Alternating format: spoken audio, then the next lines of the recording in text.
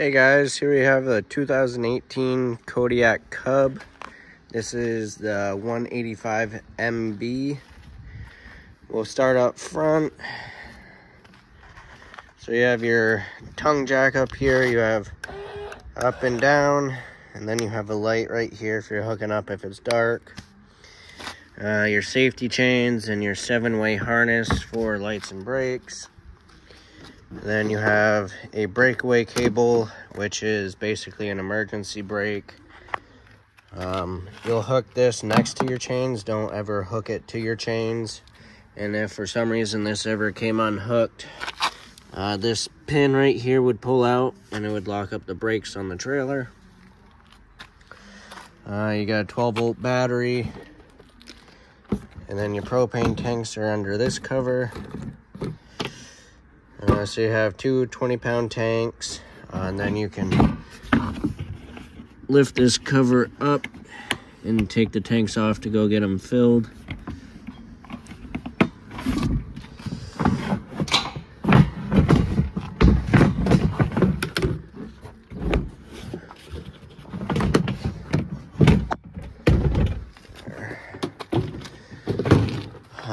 Your regulator's right here, and this little lever points to what tank it's drawing from. You can have both tanks on, but it'll only draw from one tank at a time. And then once that tank it's pointing to goes empty, the valve inside will automatically switch over and start drawing from the other tank. And there's a little window right here. Right now it's red. That means the tanks are off or they're empty. In this case, it means that they're off and there's no propane going through. But once you turn it on, it goes clear, and that will tell you what tank, if this is pointing to this tank. If this one goes empty, that'll turn red, telling you that one is empty.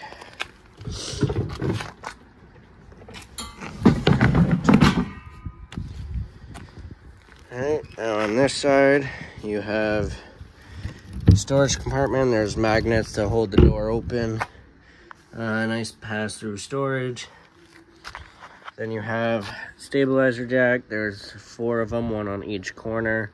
And these are only made for stabilizing. So back up onto blocks to level it side to side, and then use the front tongue jack to level it front to back. Once you're level, you can crank those down, and you only want to put a little pressure on it, not too much. Right here you have your freshwater connection. So you have a portable water tank, and that's where you fill it, and the drain for it's right there. You got your slide here, and then down here, right here, this is your black tank flush. So when you're dumping your black tank, you can hook your hose there and flush it out.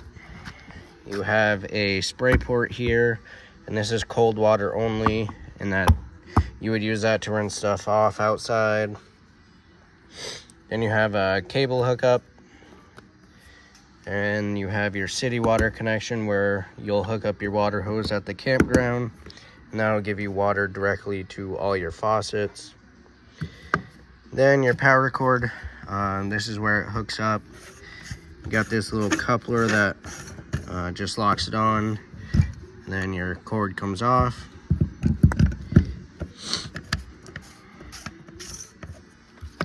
This is a 30 amp unit. It's still just regular 120 volts, just a 30 amps. So when you're at home, you can get an adapter to plug into a regular household outlet. The only thing you can't run is the air conditioner, because that requires the full 30 amp service. Then you have your water heater right here, and the switches are inside for it. And this is gas and electric water heater. So you can, if you're plugged in, you can use the electricity to heat your water, or if you want to use the gas, you can do that too. Then below is your sewer outlet, and it's labeled here. The one on the left is your gray tank, which is sink and shower water, and the one on the right is your black tank, which is your toilet water. You'll leave these both closed while using it, and then there's a monitor panel inside that'll tell you how full your tanks are. Come out and dump the black tank first. Once that's empty, use the gray water to flush out your sewer hose. Alright, then you got the back. You got your spare tire here and your bumper, which you can store your sewer hose in. And you have this side. So you got your awning, outside speakers. This is the exhaust for your furnace. Just make sure nothing's leaned up against it and don't touch it while using it, because that gets pretty hot. Then this panel is the vent for the fridge, and this little hose sticking out is just drain for the condensation. And you got a couple outlets and a cable hookup here, so you could set a TV up outside and watch it. You also have this mount right here for the TV. Then this is the vent for the stovetop fan. There's just a little flap in here that snaps open and then snap it closed while not using it. And then you just have the other side of the storage compartment. And you have a couple cranks here. This bigger one will be for your stabilizer jacks. Then this little one is for the front tongue jack. If you lose power or if it stops working, you can still crank it up and down manually. Then you got a couple light switches in here. So this one right here is for this light strip here, and then the one inside. Let's see. Oh yeah, there's lights underneath, so if you're setting up when it's dark out, you can turn that light on to light up around the stabilizer jacks, or have some cool lights to light up at night at the campground. And you have a solar plug right here. This is prep for solar charging, for a little portable solar panel. Now we'll go inside. So your steps, you just lift up and pull out, and then this one will fold down. Then you can open your door.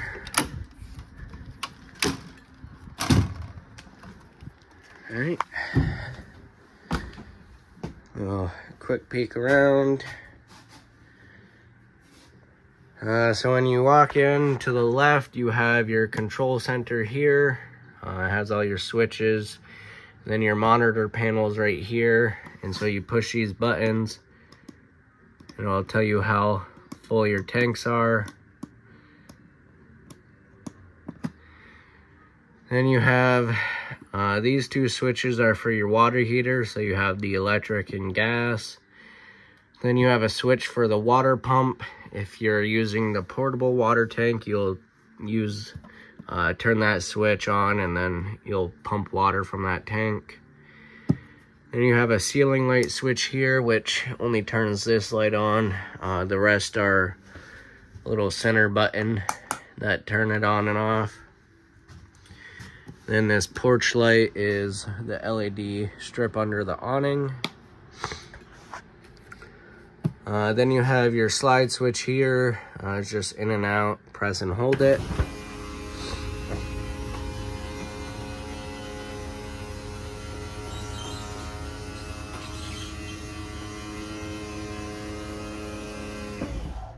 And it'll stop on its own when it's all the way out.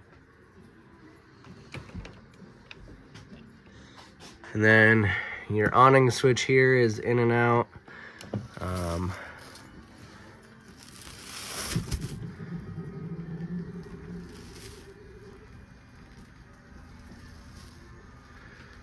So with the awnings, they don't stop on their own, so you have to watch it while rolling it out.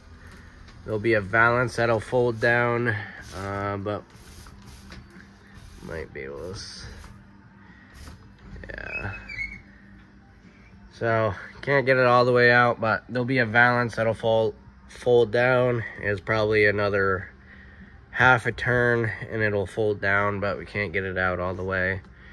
But once that folds down, just let off the switch and it's all the way out. Then on each side, yeah, right here, there's a little push pin. You can push that in, and then you can slide the arm up or down to put a pitch on it. If it's really windy or if it starts downpouring, you want to roll your awning in. That way no damage is caused to it. But if it is a light sprinkle, you can leave your awning out. And then rolling it in is just press and hold it until it stops.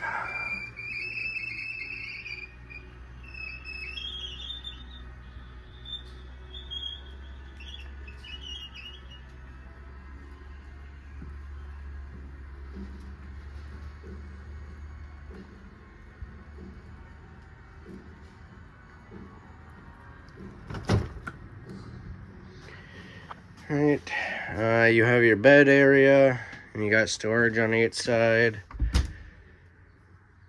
And you got storage up above, and then you have a couple lights above as well. You have outlet and USB port there, and just an outlet on this side. Then there are little cubby holes up there as well. Then your bed lifts up, and you have some storage underneath. You got your little jackknife sofa here. Move these cushions and then you can fold this down and makes into another sleeping area. Then you have a table that has some fold out legs on it. And you can set that up here or bring it outside. And you have the kitchen area. You got your sink with this nice little cover for extra countertop space if you're cooking. And then you got your little 2-burner cooktop here. And you want to make sure the burners are completely cooled before folding this down, or else it might shatter it. Then you got stovetop light and fan, microwave, some more storage up here.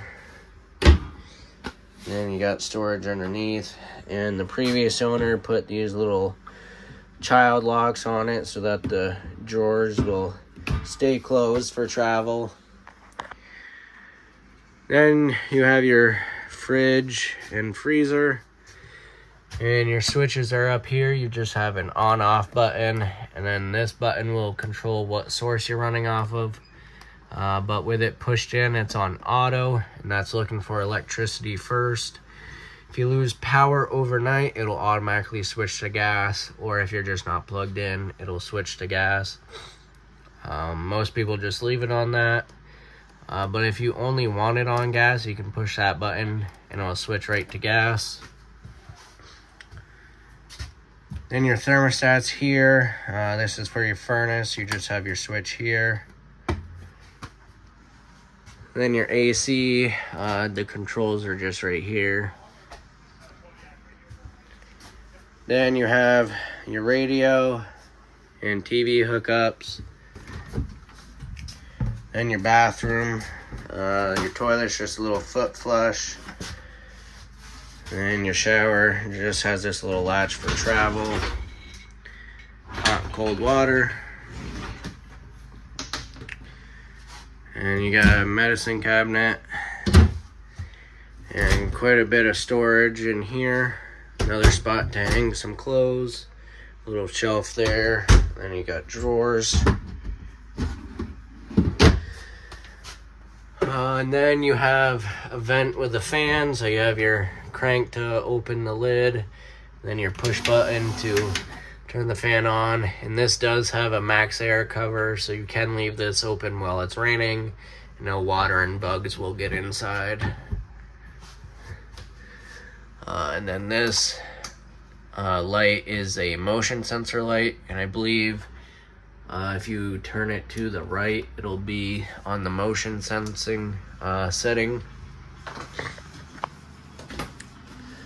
that is everything to do with the 2018 Kodiak Cub. I hope you guys enjoyed, and thank you for shopping at Mackelson RV.